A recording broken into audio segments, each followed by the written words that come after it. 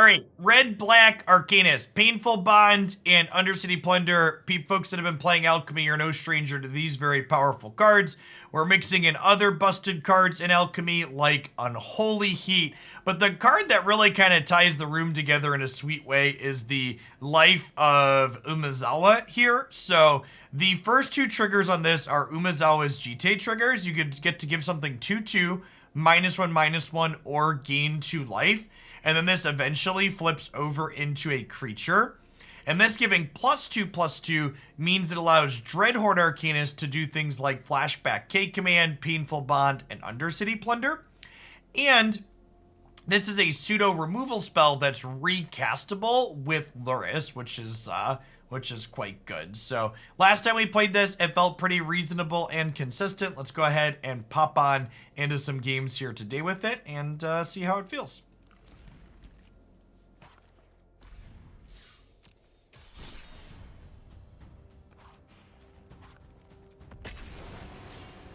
Hey, Sleepy Dog, thanks for the 2/3 of a year. Good morning, good morning.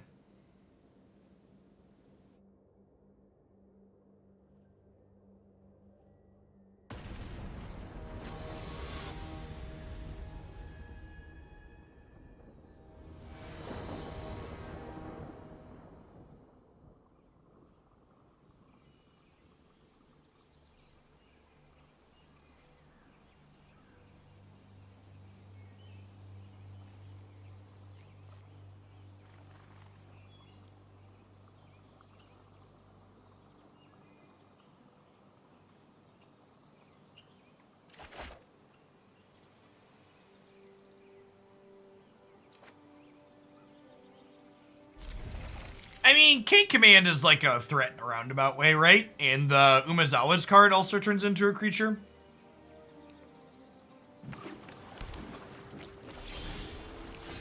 What's going on, Dis? Good morning. I'm gonna open on Thoughtseize here. In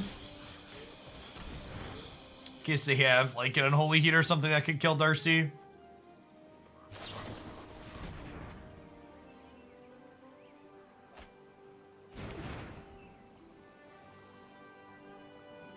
Well, they have lots of things that can kill Darcy, so I guess we'll just get rid of the iteration here, since that's their card selection.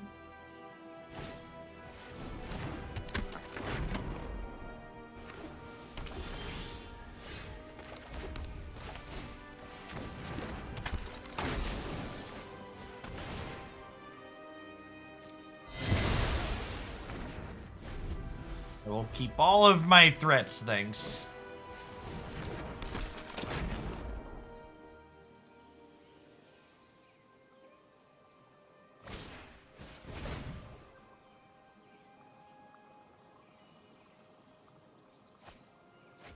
So they'll follow Ryan.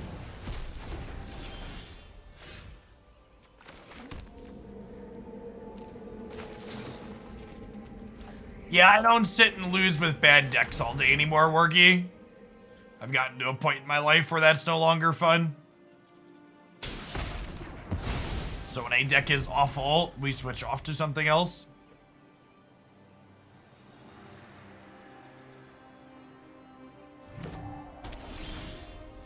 But Land Tier is actually a very good draw because it lets me go ahead and play Dragon Rage Chandler. And then they'll Unholy Heat this, and then we'll get to K Command, you discard a card, pick up Dragon Rage Chandler. Now, notably here, I don't want to K Command right away because they currently have 8 cards in their bin. So if I make them discard a card, they'll actually be able to escape the Ox this turn, which I'd like to avoid.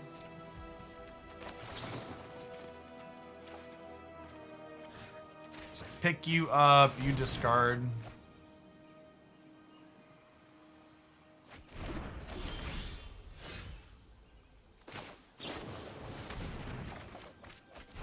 And where's our main deck Soul Guide Lantern when you need it, huh? I am not playing out a Dragon Rage Chandler here because I don't want it to just die to the Unholy Heat. And right now, if they want to Ox, they have to exile their whole graveyard, which is ideal for us.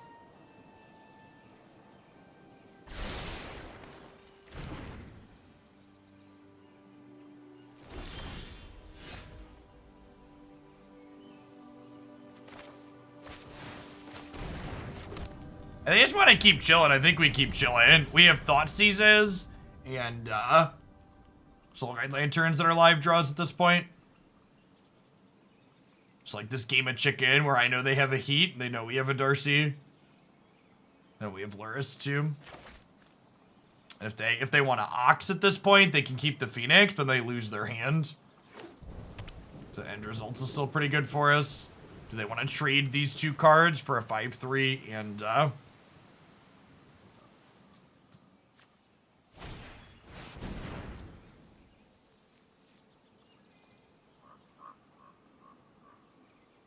Man, they haven't even cast that many cantrips this game.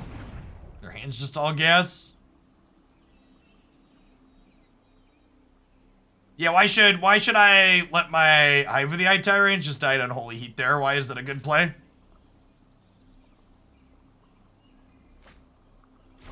Chat, as soon as I play Dragon Rage Chandler out, they kill it at end of turn and then they untap and then Ox. I do get to get the Ox. Chat, that's just like, they kill this at end of turn, chat. Do you not understand how priority and back and forth works?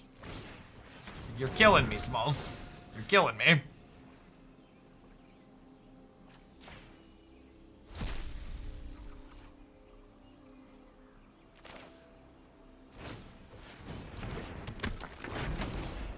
Obviously, I should have done these first to get my surveil triggers. I wasn't quite. I'm yelling at chat for chat suggesting the same shitty play twice in a row. Please stop.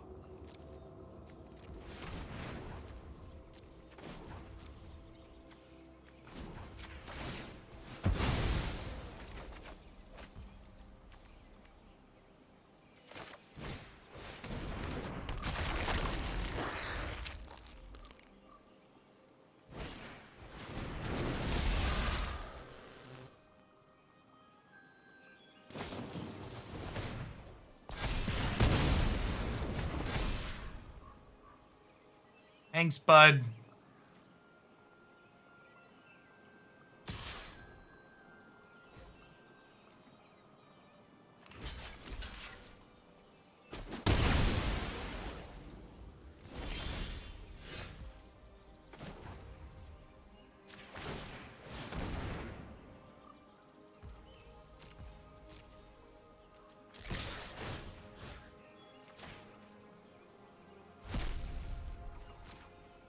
Good guy, opponent's got our back, Chip. I fired up the Hive of the Eye Tyrant here as opposed to playing the Lurrus, because at this point, the Hive baiting another Unholy Heat would be better than Lurrus dying. I think I'm in for another Heat, sure. Someone else commented about our threat density earlier too in this deck. We also have 4 creature lands. Helps our threat density too, past the 12 creatures that we have.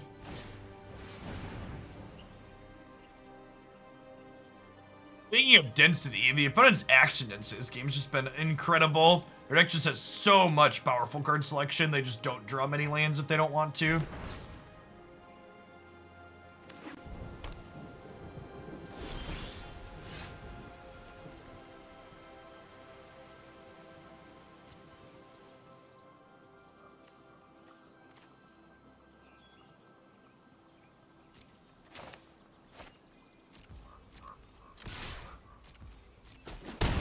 I usually have sweepers game 1.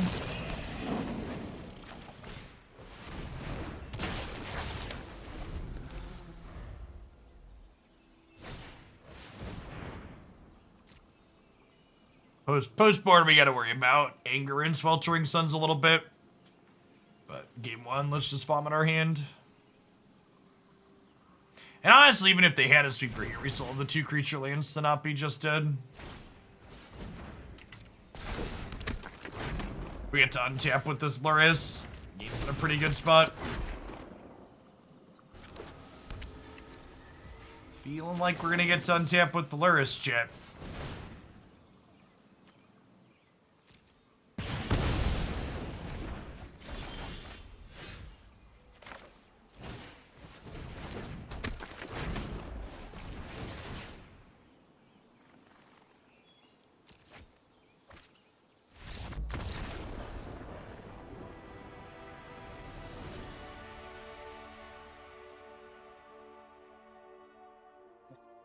Honestly, looking at our sideboard and our main deck, this might just be a click submit matchup.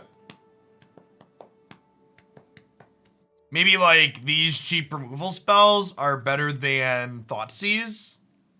Because like their deck sees so many cards, they have so much redundancy that like taking one particular card out of their hand isn't super good a lot of the time. Yeah, it could be right to go up threat density just because they have a lot of removal. I can see that being fine here. She is also a touch better on the play, it's true.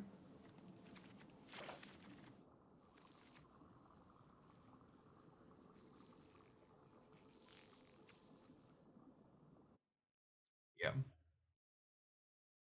Yeah, I think as far as historic goes, like I said, I don't think this format's necessarily bad so much as just like not particularly rewarding to Bruin at the moment.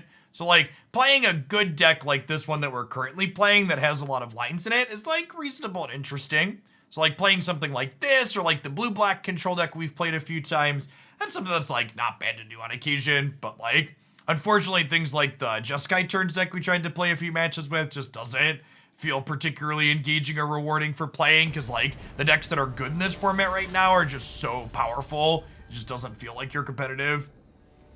Jonah, thanks for the almost 2.5 years. Good morning, good morning. Happy Friday.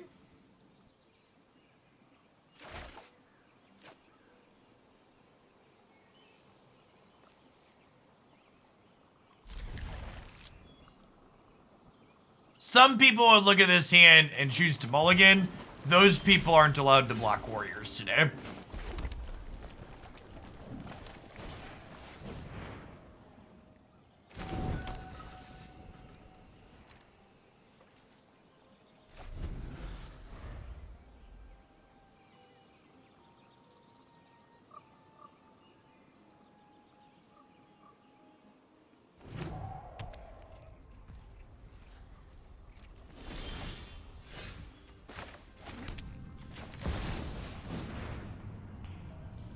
I've kept worse hands. You and me both. You and me both. I assume this Rahilda isn't long for this world, but that's fine. Really?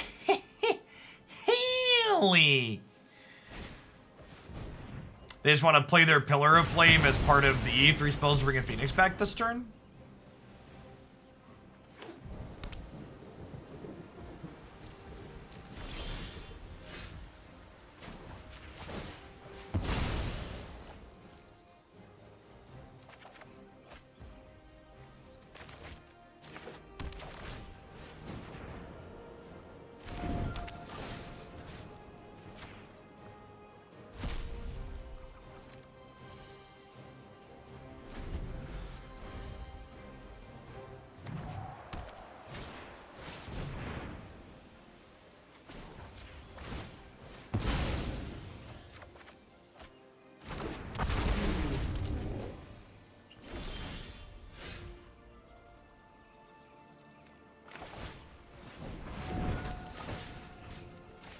Drawn as many lanterns as we have lands total, shit. It's rigged. Rigged, I tell you.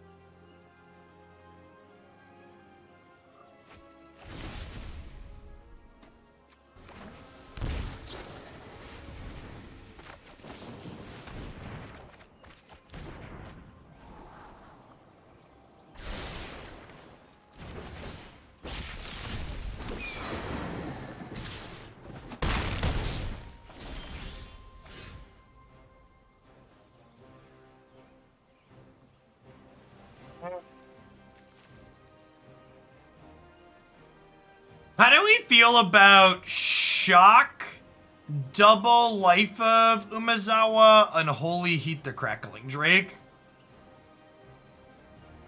Alternatively, I could go Hive tapped, K command, Shock they discard, plus Unholy Heat. But I kind of like the idea of getting the Life of Umezawas into play.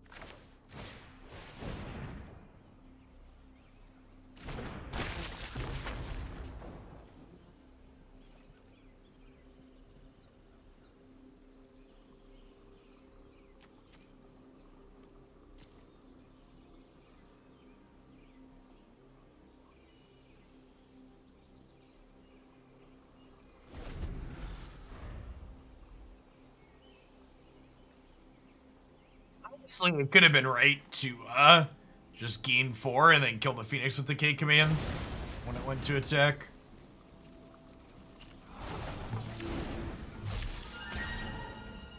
Yes. Umezawa is lets it flash back, K command, and these other more expensive spells.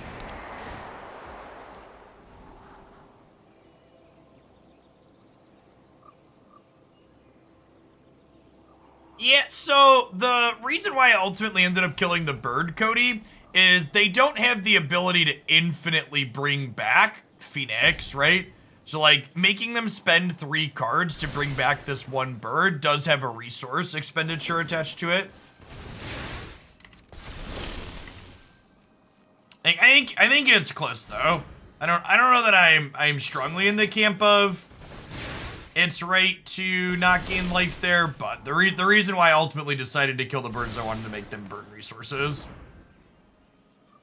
And they could just cantrip into cantrip, making that resource expenditure ultimately not matter, but we also, when we kill this with the K command again here, we get to take another card out of their hand, which further pushes them towards potentially running out of resources.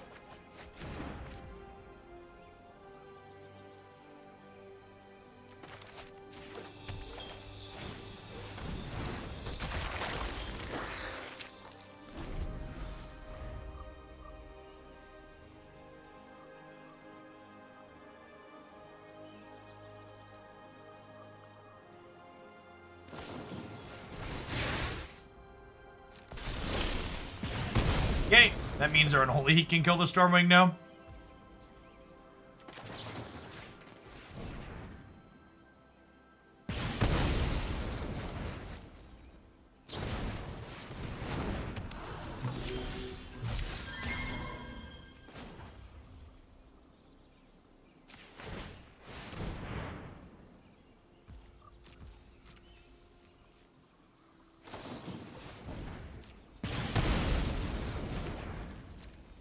It's like, well, you killed my thing, but now I have, like, Arcanist, and then I still have Lurrus lurking here, too. So we're pretty far ahead at the moment. That's probably the best draw in their deck, aside from, like, Finale of Promise.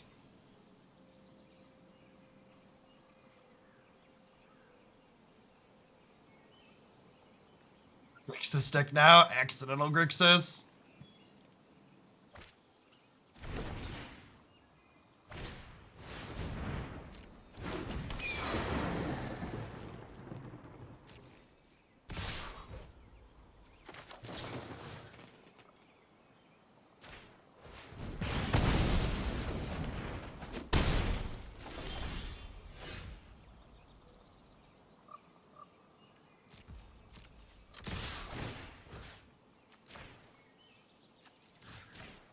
Yeah, we have enough mana to Lurrus, play Lurrus Lantern. Which means these birds aren't coming back next turn.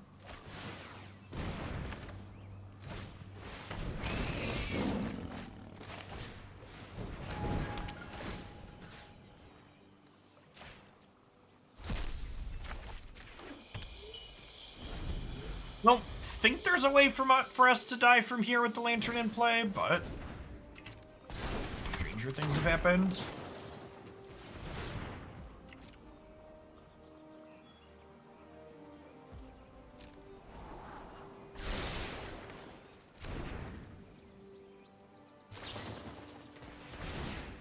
Opponent has a lot of options here on their last turn.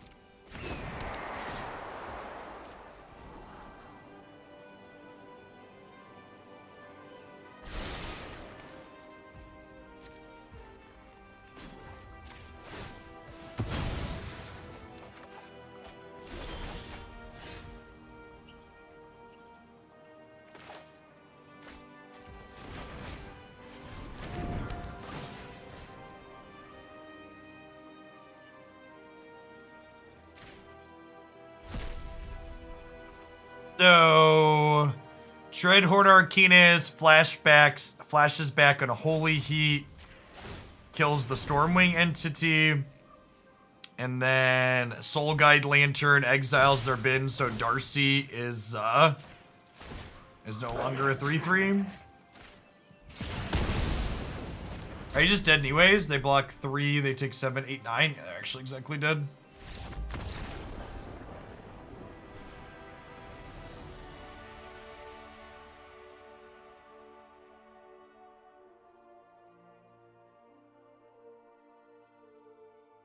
Well, it's a lot easier when you put a bunch of good cards in your deck, chat.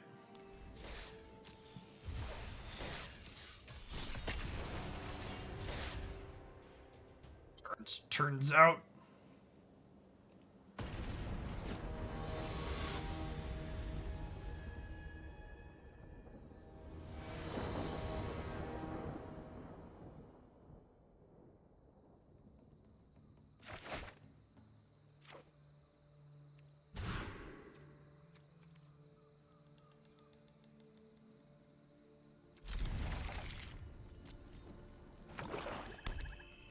In conclusion, play Rakdos in every format. Is Rakdos good in Standard right now? I guess Rakdos Anvil is good.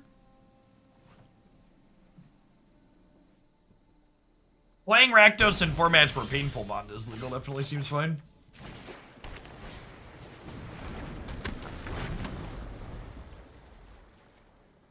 I put 4 Soul Guide Lanterns in my main deck and we 2-0'd Phoenix. Weird. Funny how that works.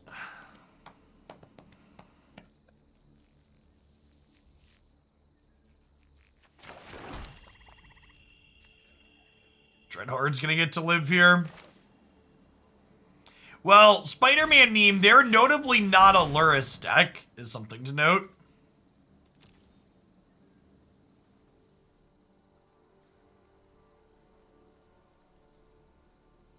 So, gonna be some parallels here with these same colors, but probably like Chandras or Bone Crusher Giants or something in their deck. Maybe they're Grixis playing Nicol Bolas. They've got some larger element that we don't have. Is that a Sorin? What's that, Mr. Worthless? Deal Reno.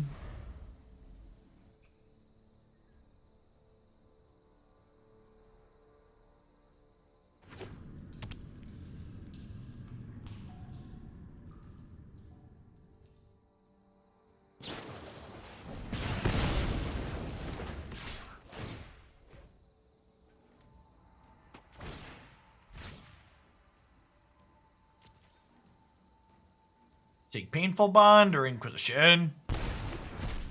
Inquisition, okay. We have 8 removal spells that kill this. Hey, we found one of them.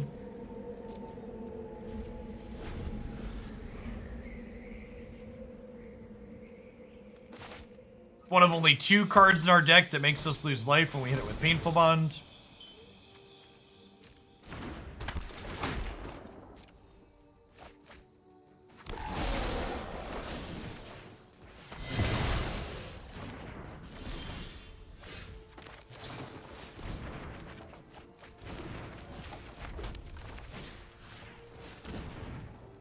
Plunder, take in your cards. Do do do do do do do do do do do do do do.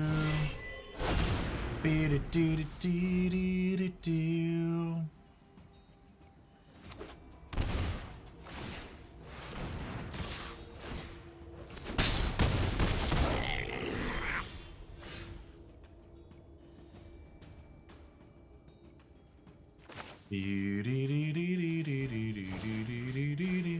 Bum bum bum bum.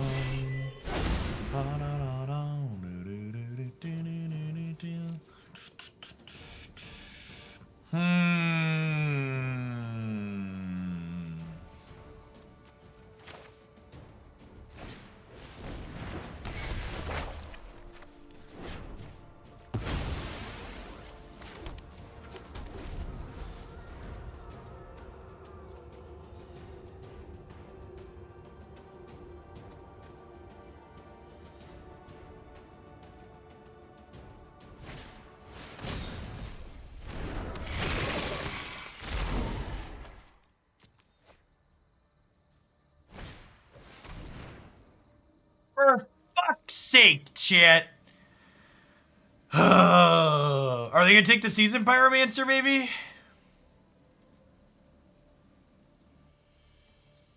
Good golly.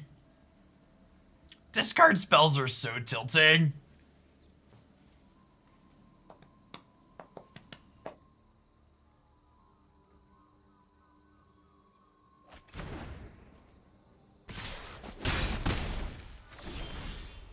Alright, we have 6 cards in my deck that kill Croxy here, chat.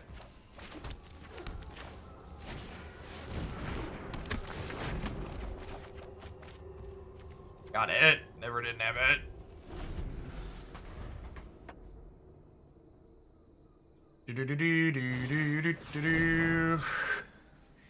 Is this real life?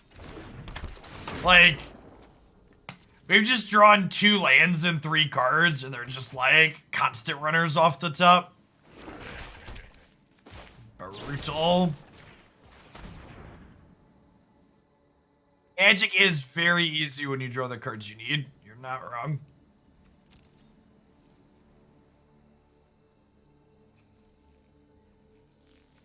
I'm gonna have a 2/3 next turn. They have a Village Rites? What are we pausing for?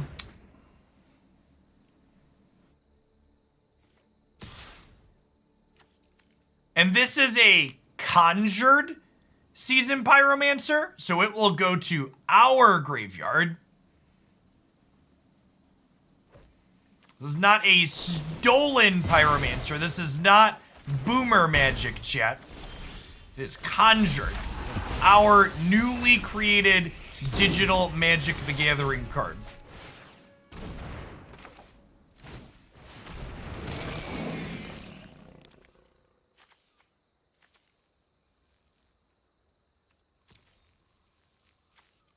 Do I gamble on them? I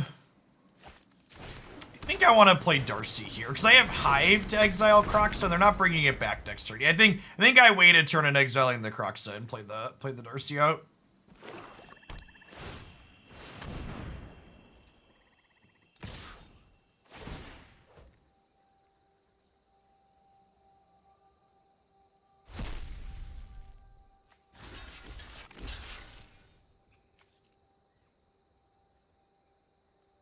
It's like, whichever of these they kill, I just get to recast them with Lurrus. It's like, not a big deal.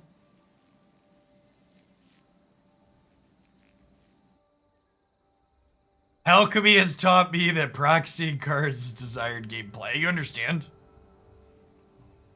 You get it.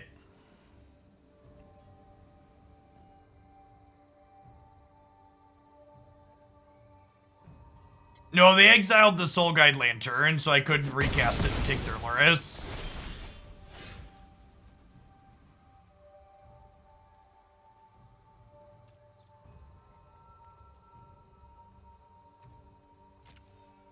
Not blocking with this anyways, so I might as well attack.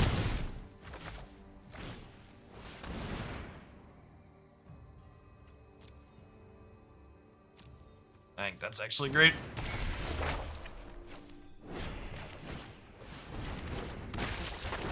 They only have 4 cards in their bins, so they're still 2 off of escaping Croxa.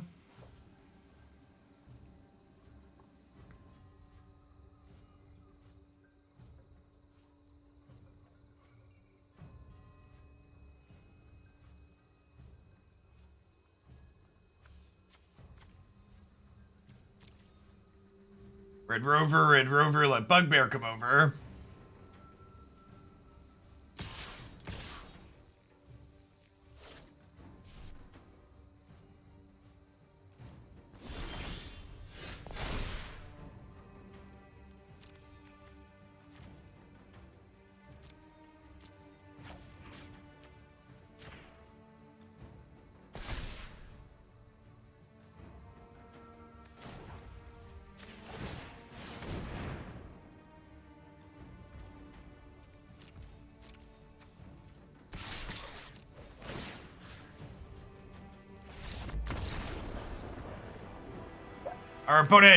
Our opponent's top decks were very good that game, and it just didn't matter because we had Lurrus. Again, that game was kind of a just really good example of why this card, yeah, this is why you play Lurrus instead of 4-drops.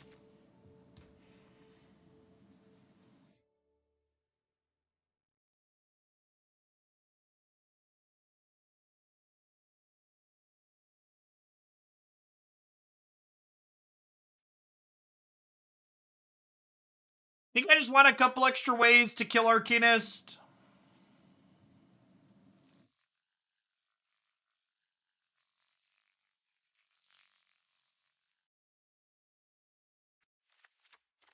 From a Plunder on the draw. This gives us 6 ways to kill Arcanist before it can attack.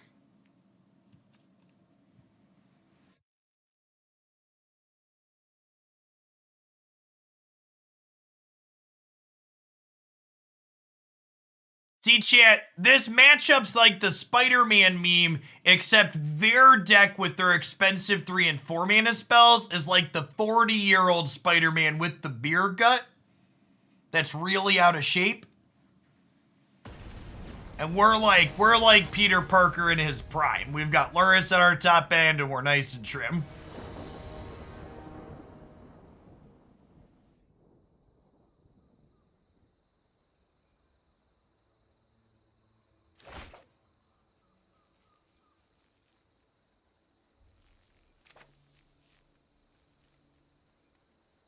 I have no experience writing a master's thesis. Chat, there's 2 types of people in the world. People that will keep this hand and people that are cowards and should go watch a different stream.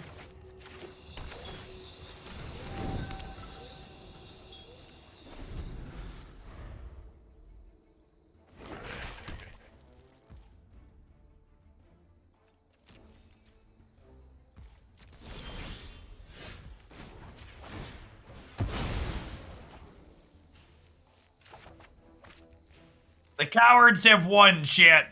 The cowards have won.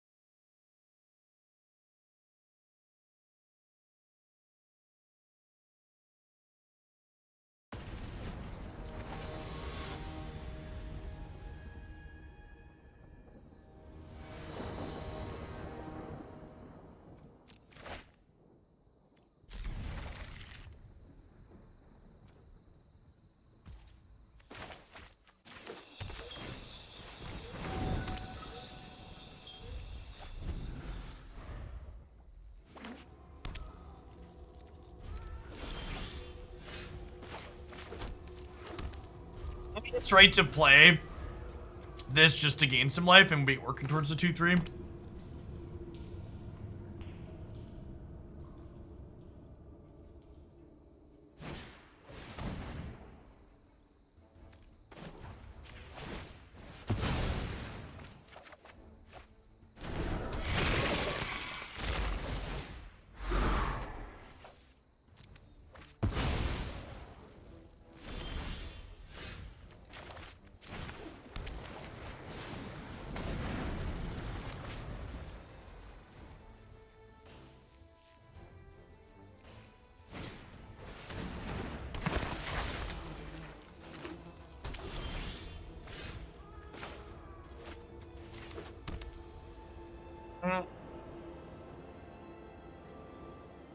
So I was going to Lurrus Lantern the Croxa, but then that gives them a window to have the Dreadhorde Arcanist out for a turn, so I think we just get this down and then plan to push Arcanist off a cliff this turn.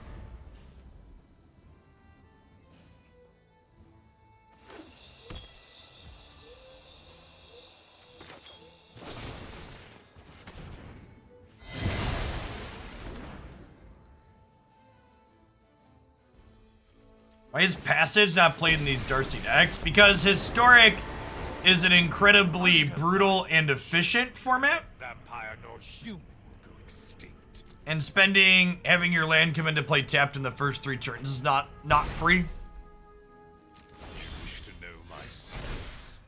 Very well.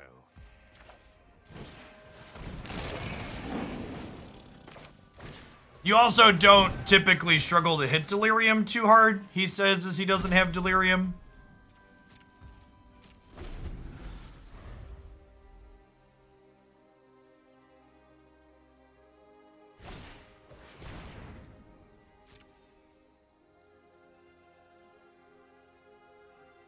Okay, command's going away. I assume Lurrus is gonna die.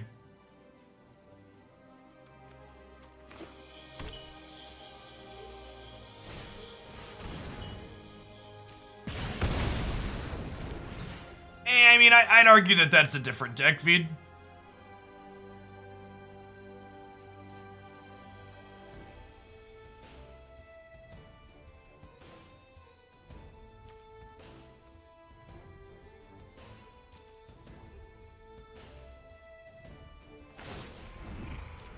They're making a 2-3 now because the Soul Guide Lantern's gonna give me Delirium, which means even if they plus Sorin, I can kill him.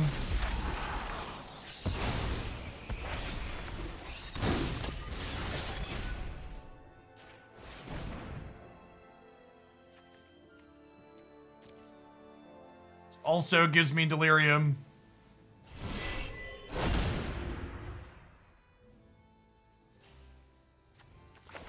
Hey, look, chat. They gave me a card that'll put my Lurrus back in my hand. Thanks, opponent. Appreciate you.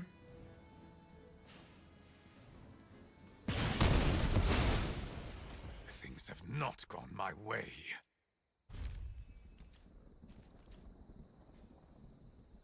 The extra turns deck was so good, we're still playing it. Really fantastic and powerful archetype in Historic right now.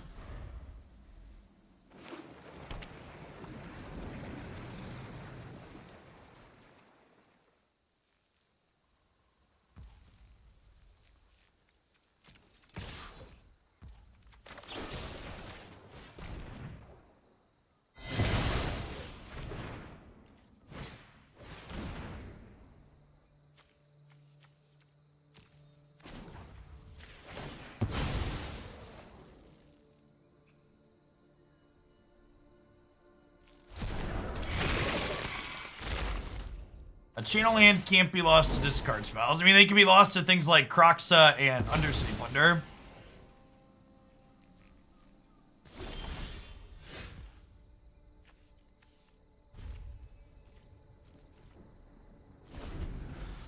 They can't be taken by things like Thoughtseize Inquisition, though, no?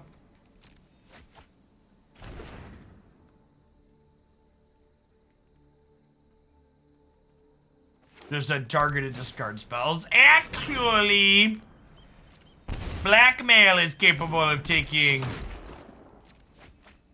away a channel land.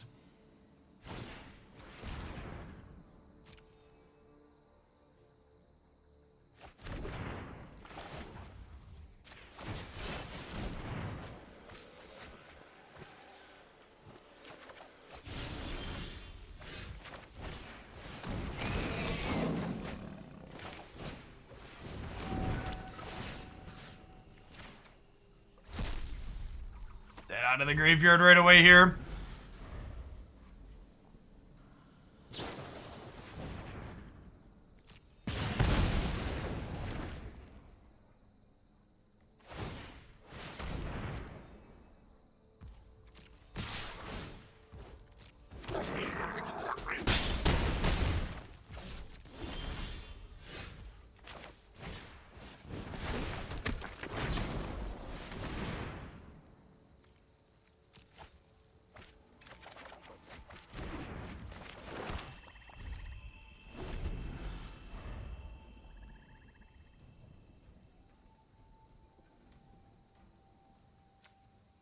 Is our hand empty, so their discard spells draw blank is ideal here for sure.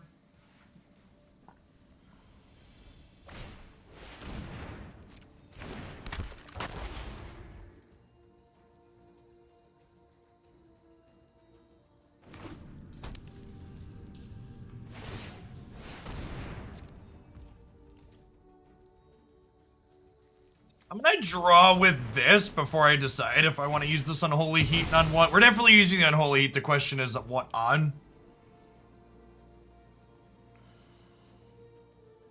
I think it's the Magmatic Chandler, huh?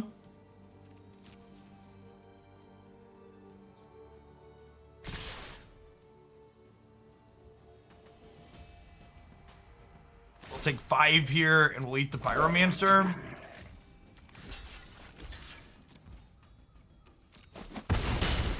They have another Den of the Bugbear, which also makes me less want to kill one of these.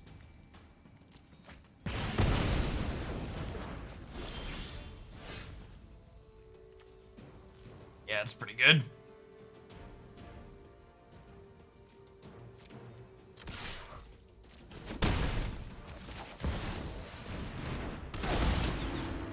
Oh, and this is legendary, so we can actually use the Abandoned Mire this turn as well, because it gets cheaper, because I have a legendary creature. Good beats.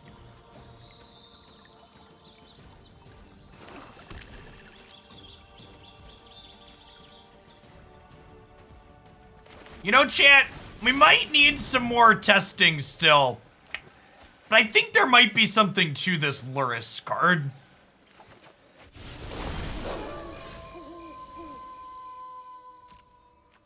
I'll let you know after we play a few more games, but I think there's a strong possibility that this Lurrus card is good.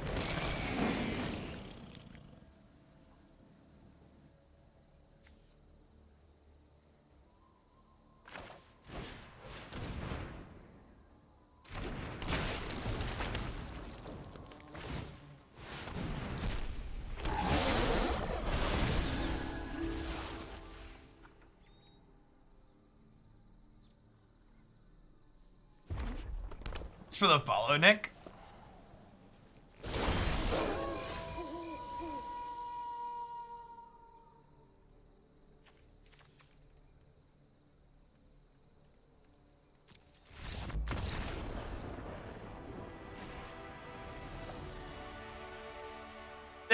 This game was a good example of why Lurrus was banned in both Pioneer and Modern. Playing a mid-range deck without Lurrus in it in formats where Lurrus is legal is just an incredible punt. It really, the card existing really limits deck building in a big way.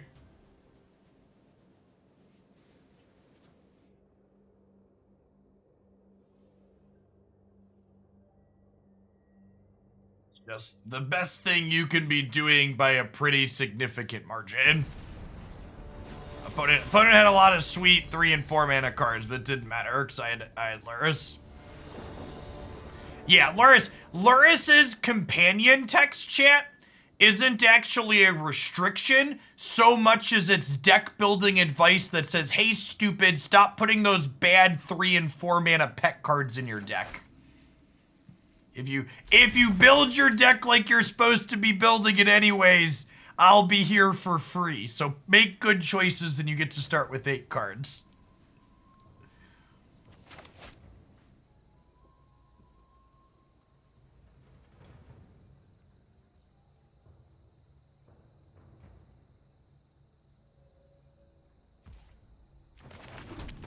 Yeah, that Lurrus, what a pal. Honestly, chat, it seems very fitting that we're playing a Lurrus deck on Good Friday. Big Jesus energy here, recasting things from our graveyard.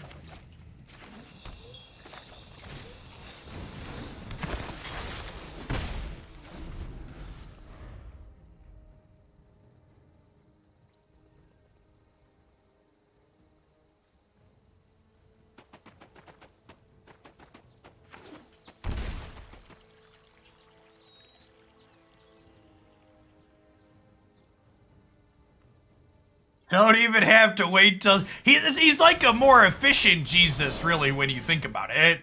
Yeah, you ain't gotta wait 3 days.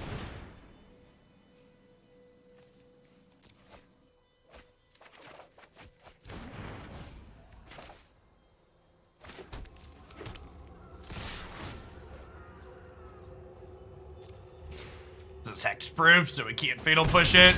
It's power creep, Jesus. The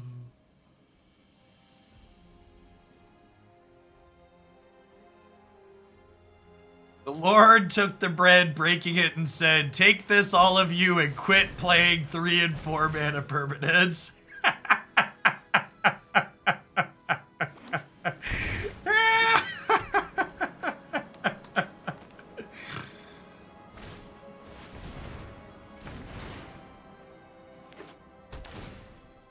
Yeah, chat, you've heard of supply side Jesus. Let me introduce you to fire design Jesus.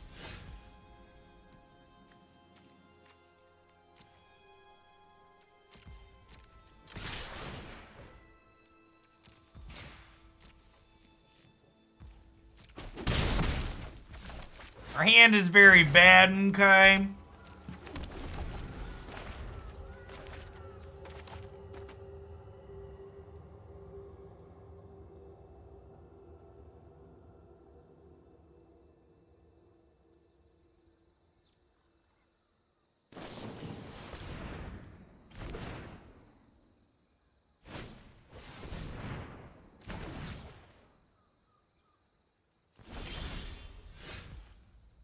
Well, thankfully all our opponent's doing is spinning their tires. This is actually a great draw.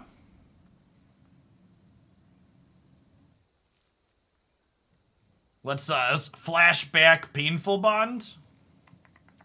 And Undercity Plunder can stay right there, actually.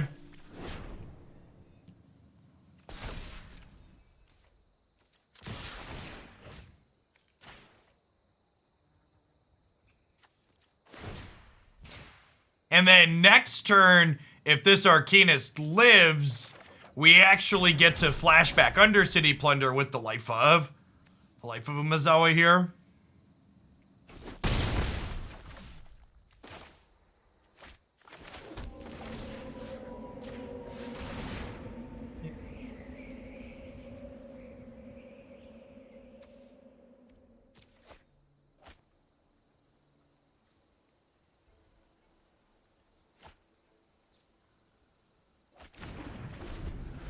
Wait, they must have just drawn the Skyclave, right?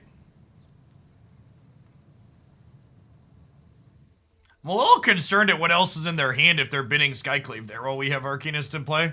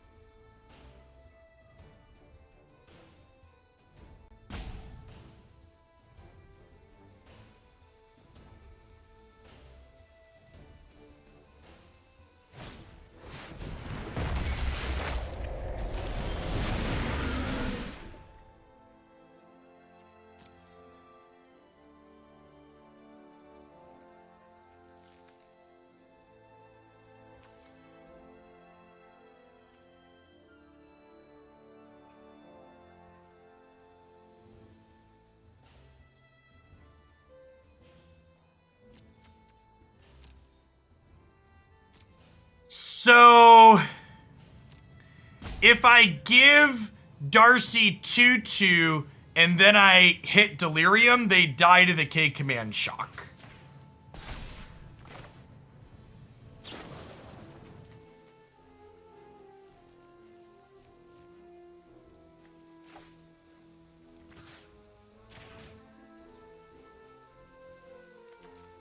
I can Delirium myself by discarding a land. Oh, your brain is huge, chat. Look at that. Look at that competitive Twitch chat advantage.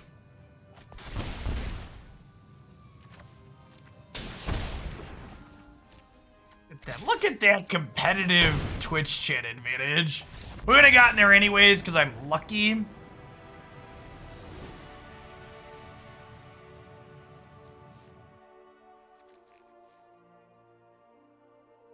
Welcome to chat, Goldash. Enjoy your first 10-minute timeout for correcting my pronunciation. Enjoy your stay.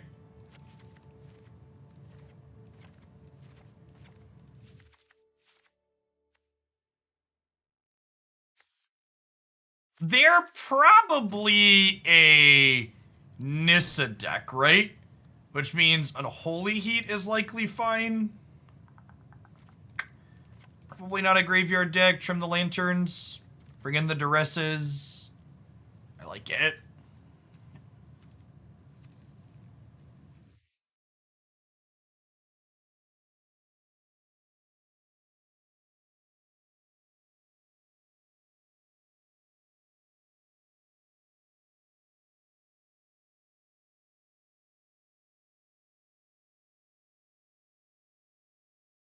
I'm glad we decided to give Historic another try. I just need to stick to playing good decks, chap. That look interesting to me instead of trying to play Bad Brews.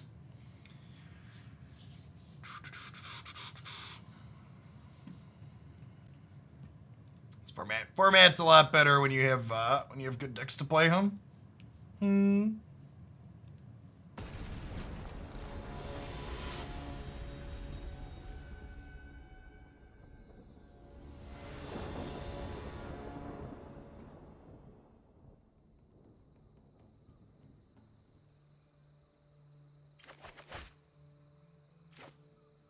Sure, source.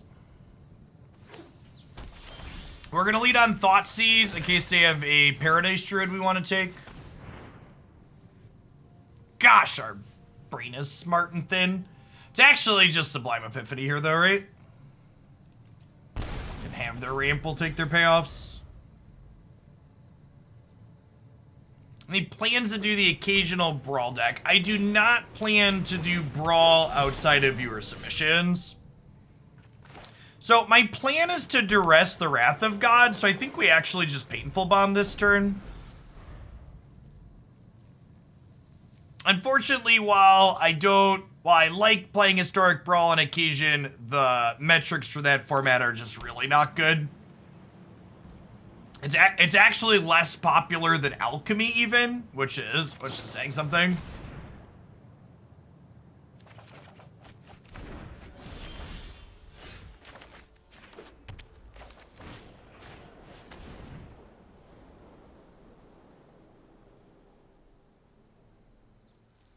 Show me all secrets.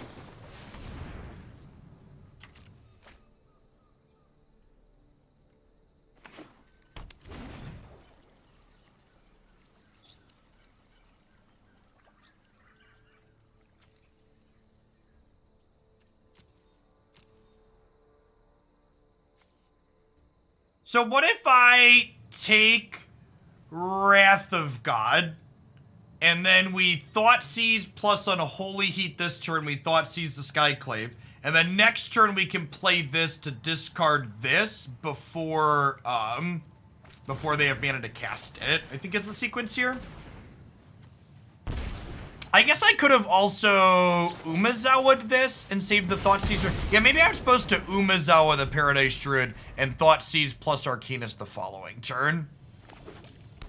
Yeah, I think that was probably, I think my sequence here was actually wrong. There are a lot of, and that's what makes decks like this one to play interesting. We have so many cheap spells, there's a ton of different permutations that you can play on these turns, and sequencing correctly can often be challenging.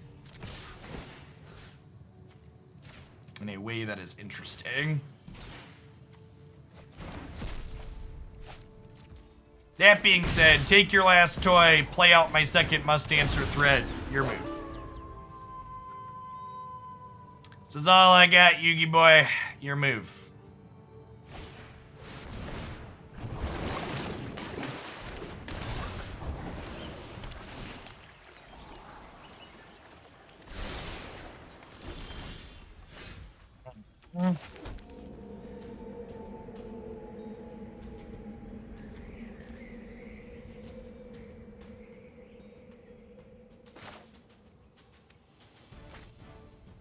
Yeah, that's a pretty good one.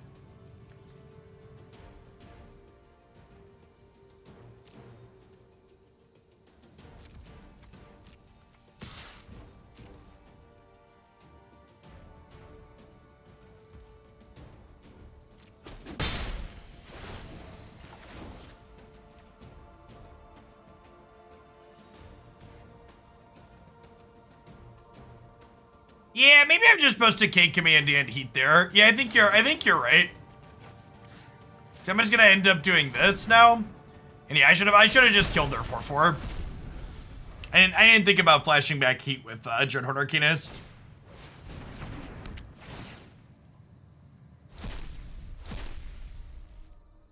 Yeah, now we're gonna get punished. Alright, so if we manage to lose this game, we will want to be sure to bring in our copies of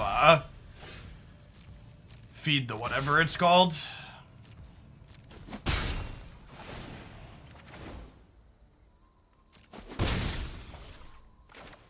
Or we could just draw the answer off of their deck to the card that they played.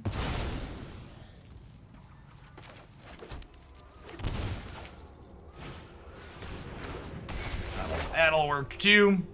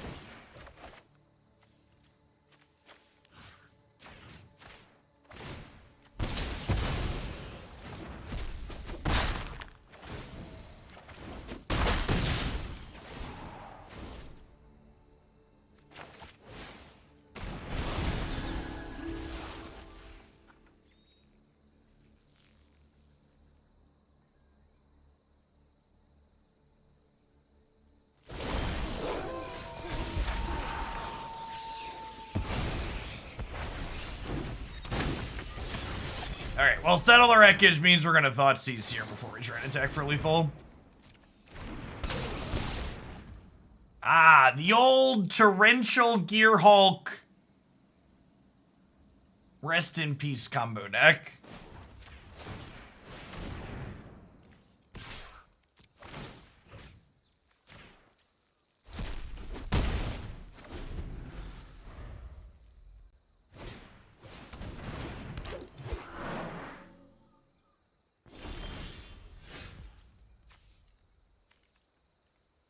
I fire up this, they go block, block, they die? Right? Math? Math, fire up this, they go block, block, they die?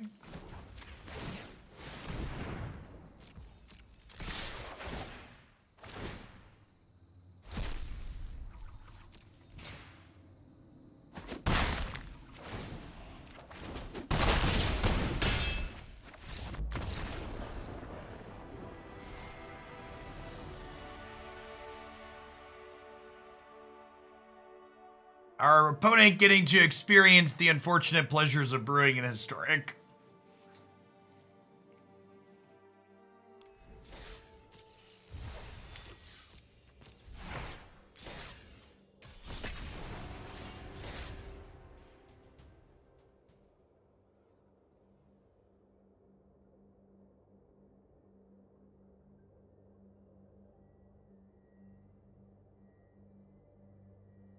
By the way, thanks everybody for hanging out here today. Great to see almost 700 people in here for some Magic. We got a few new followers. Welcome to the new folks. If you haven't stopped by before, my name is Jeff Hoagland. I stream full-time here on Twitch. We play Magic and a bunch of different games.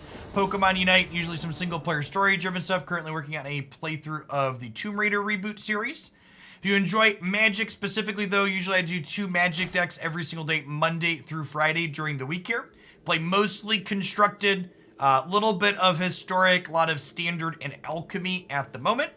If you're ever looking for a place to find decks so you can't catch me live, my YouTube channel archives everything that I play that's worth watching in their own video segments. You'll find playlists on the front page there of all 3 of those formats and things we played recently. Thanks for the follow-up.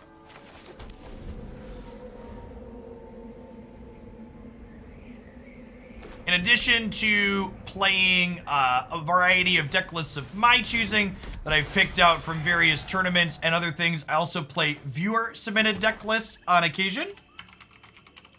You can submit a deck to be played on stream for a $50 donation, or we're currently running a promo with the Every Plate sponsor. If you check them out and you live in the US, anybody who signs up for the Every Plate promo using my link through the end of the month can get a deck submission with that. Milling this doesn't really accomplish much other than making us not draw, because this has to exile. The fact that we don't have any removal spells here for their Saram probably means we're just going to get run over here. A little bit of wrong half problem game 1 here against auras. Our Undercity Plunders would have been really good against another Rakdos deck. They're a lot less good against a more aggressive creature deck.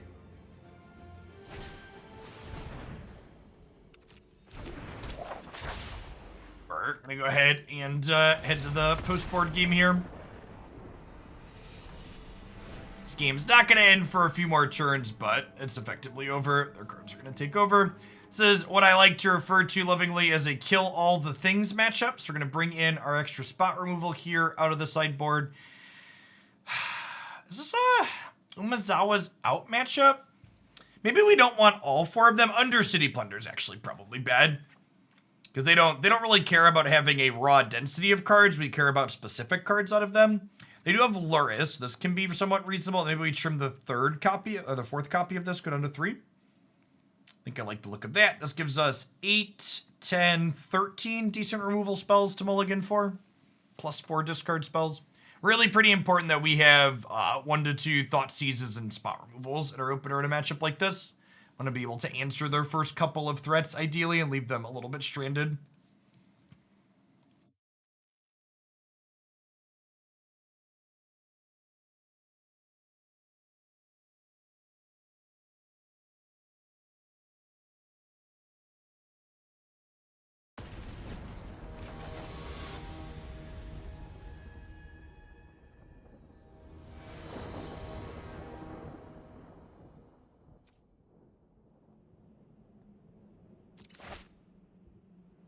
Yeah, so no threats in our opener, but I guess this is like a threat. And this can actually be useful in this matchup sometimes if they have a the Guard Pup that gives it destructible when they sacrifice it. Although the black-white version tends to play a little bit less of that card. I think I will happily give them a card to be able to cast this and kill the Sentinel this turn.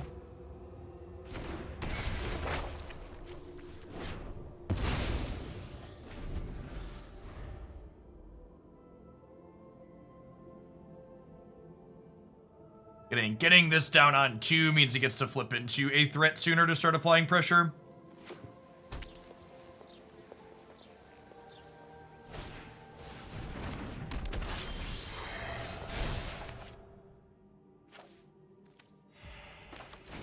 Show me all secrets. We actually haven't played against a single Archmage's Charm yet today.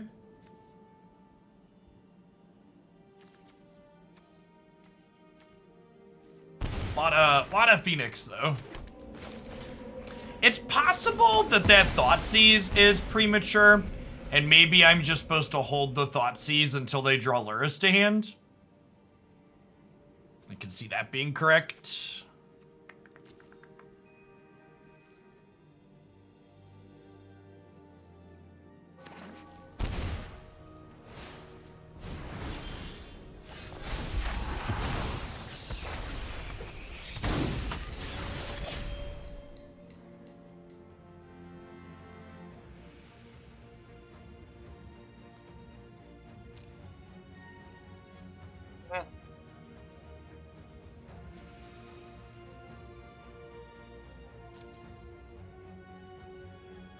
Do I want to play out Soul Guide Lantern and exile something from their bin and hold up a removal spell, or do I want to just draw Lurrus? I think I want to just draw my Lurrus. This means they could go untapped land, Lurrus, return Sentinel next turn, but I think that's fine.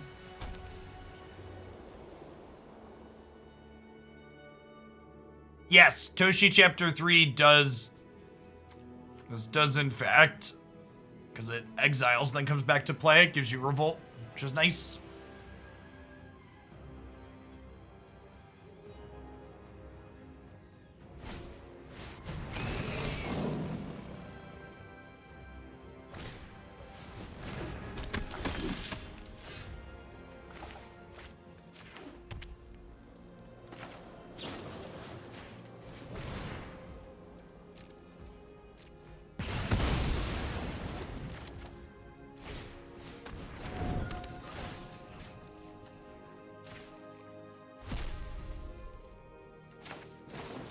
I think with the Lurrus gone, Fatal Push is a little bit better than Unholy Heat in this matchup.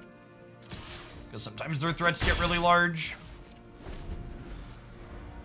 So they have Mire in hand, but they know we have Lurrus, so they're not really incentivized to play out the Mire on here.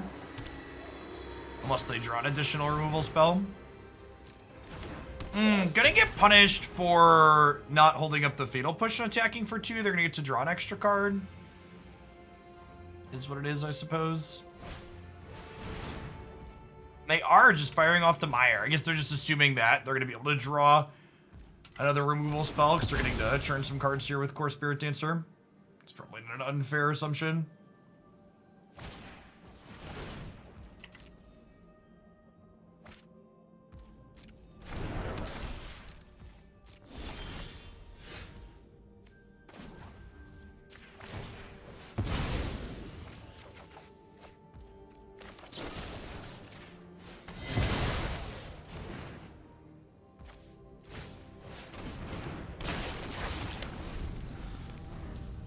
I mean, blue-red decks are pretty good in Standard too, Thomas. The various Goldspan Dragon combo decks are pretty reasonable.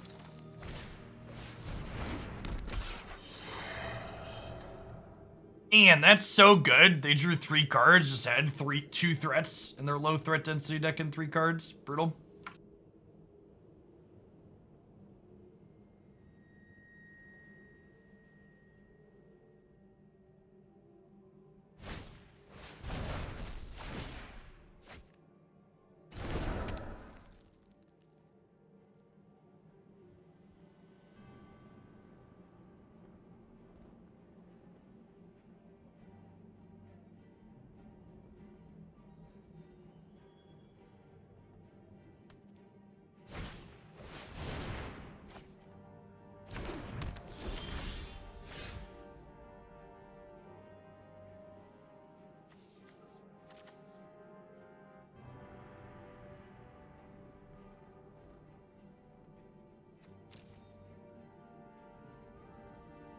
So, if I attack with Arcanist and KO the Esper Sentinel, I can let them draw a card, and then my Arcanist lives through combat because I only have a 2/2 left.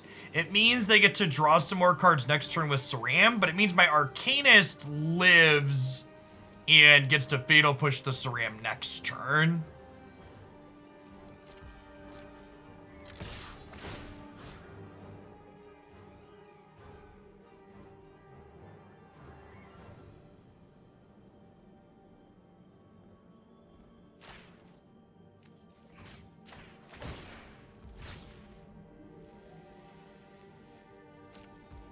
It's not about even being offended by people correcting me. It's just, like, annoying, right? Like, it doesn't really add value to the stream. It's just kind of clutter and obnoxious. So if you want to be obnoxious to me, I'm going to be obnoxious to you. It's okay. It's a fair trade. A little tit for tat. Oh, sick. And they blocked missing the... To be fair, I missed the onboard trick too, but that was kind of great. Opponent didn't want to take the 1. God bless him. I missed that this was a line as well until it popped up in my graveyard.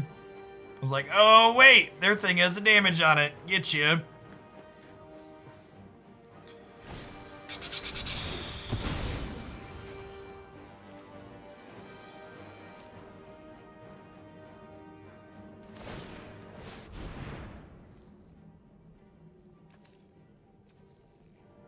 Your finest K commands, please, deck.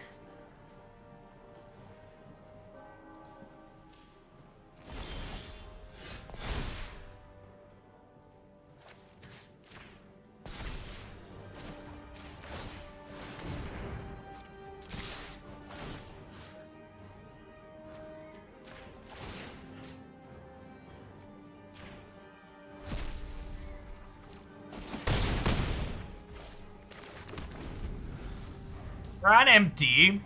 Kinda. The Arcanist beams were not fully on empty, I suppose, which is nice.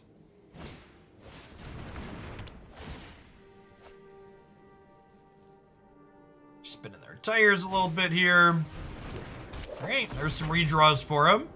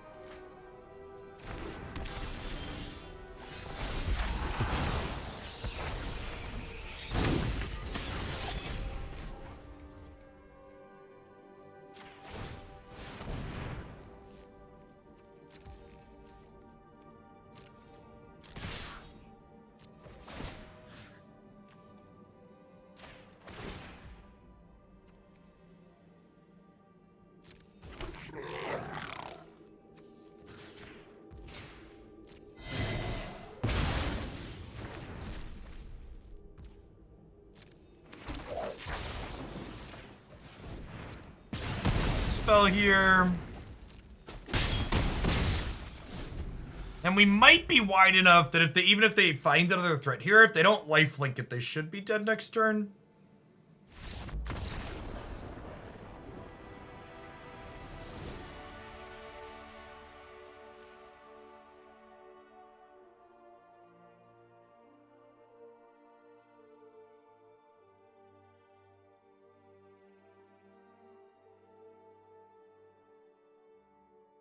The other thing was that was kind of funny about that person's message. They said they knew that it typically annoys streamers when they come into their chats and correct pronunciations on things. So like, if you're like if you know the thing that you're doing doesn't really add value and you know it typically annoys people, like, you know. Maybe.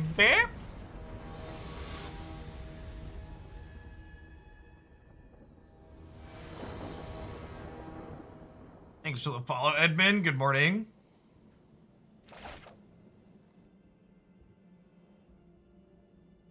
Yeah, it sounds fine. Darcy and the Doomblades. Darcy and the Doomblades, chat. It's my punk rock band.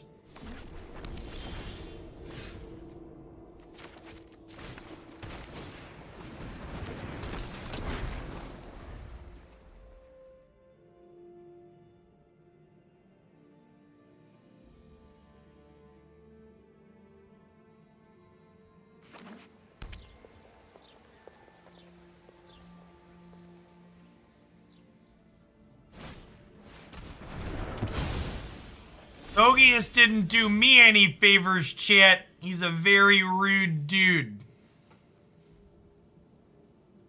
Okay, so I think we want to play an untapped land here.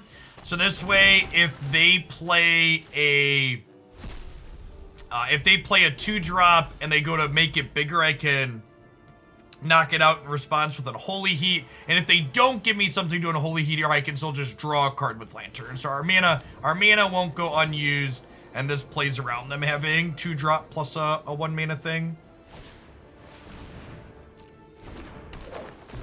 They'll also get to draw a card here, obviously, because this is a cast trigger. But, like, this saves us from the disaster that would be Kaya's ghost form. Yeah, this is huge. Huge!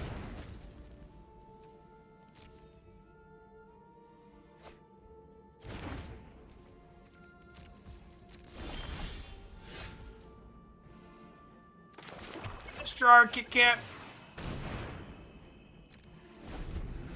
If they have another ghost form into, or threaten to ghost form, we get kind of sad, but outside of second threat into second ghost form, and second threat's pretty likely here, but second ghost form is less likely, even if they have 4, you know, they're only 11 cards into their deck. They can't possibly have another Kaya's ghost form, said increasingly nervous man. Alright, deal or Reno. Yeah, we have 2 removal spells, it's just not ideal.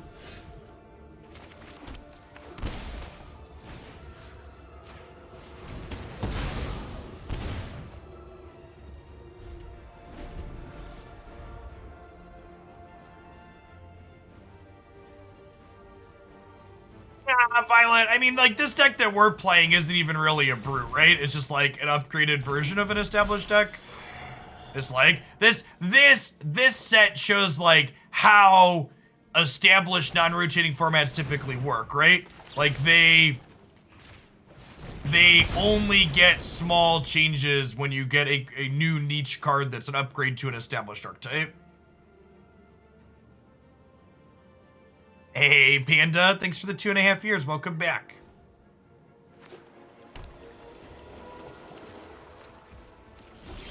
The Doom Blade shall continue until concessions increase.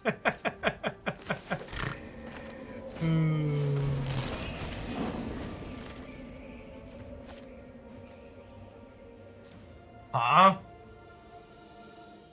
So I would just want a Darcy. I think I want a Soul Guide Lantern, but it's close. I could just be right to Darcy and start beating them down. If I cast the Darcy, I lose Delirium, though.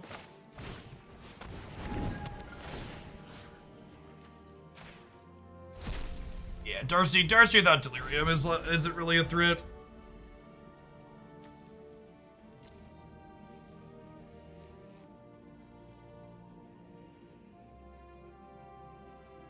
Yes, that's typical of Magic's non-rotating formats. Is as time goes on, the good decks get better and the mediocre decks get worse.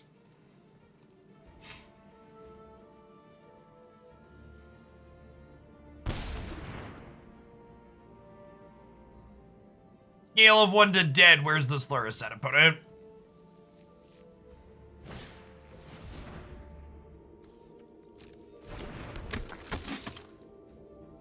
Grixis gets better like fine wine, something like that.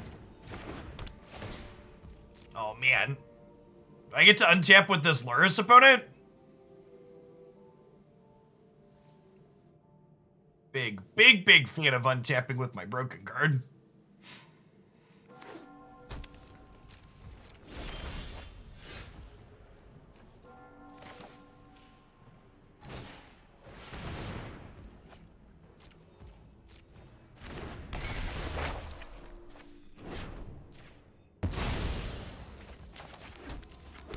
GTA is really good against 1/1s, chat. And hey, look, I drew a redraw for my Lurrus for later. Nice Thoughtseize. Thanks for putting this card in our other hand. Ooh.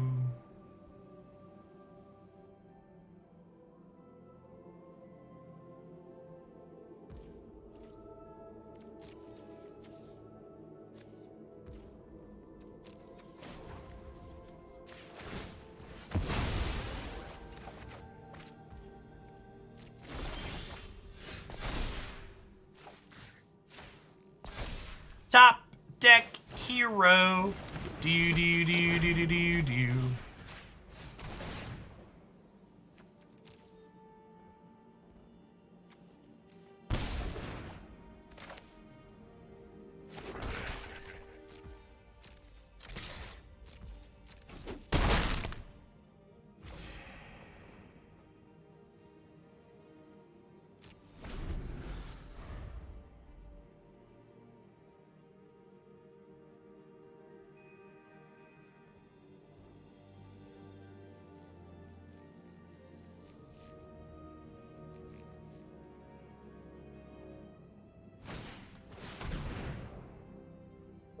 wow.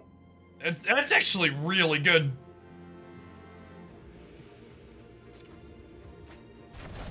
I think we're still ahead. We're still ahead, but... Oh, they should have killed my Darcy first, right? It's a mistake on their part.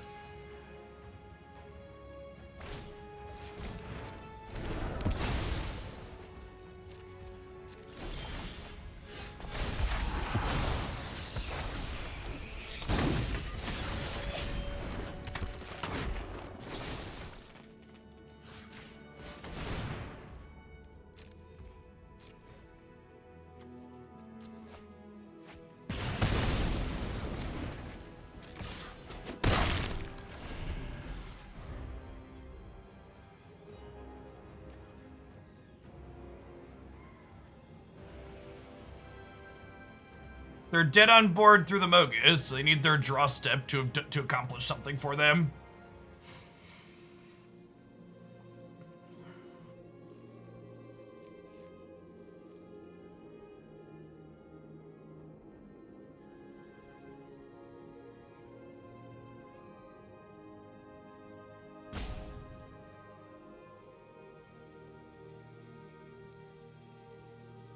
Hold the Abrade in case they hit something that we care about. Yeah, I guess.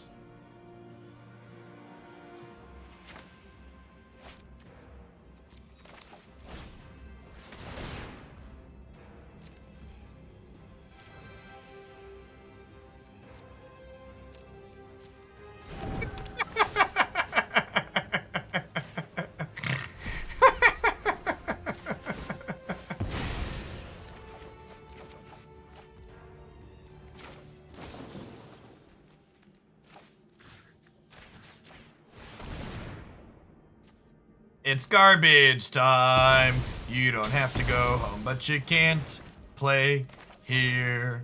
Do do do do do do do do. And we actually get to bin this as a creature, and then we sack the Lantern and we hit Delirium.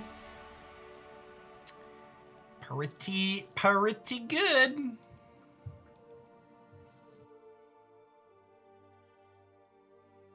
I really like this variation of Arcanist. I feel like these Arcanist decks were really middling for, it's like, this is the style of deck I typically like playing in Magic, and they felt really middling in Historic for a long time, and these Alchemy editions, direct-to-digital cards, along with, honestly, this card is a big addition to the archetype as well.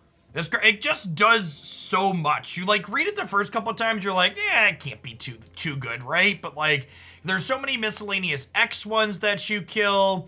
The fact that it can gain you life is really good a lot of the time. The fact that it lets Arcanist flashback all of these cards is really potent and powerful. It does a lot. In addition to also being a threat, it exiles on the third chapter to enable Revolt for Fatal Push. It's an enchantment for Delirium. Like, yeah. The design on these sagas, like Neo. Is easily my favorite post-fire design set. Like, it just does, the sagas are such excellent cards. All right, so we're done with Historic for the day.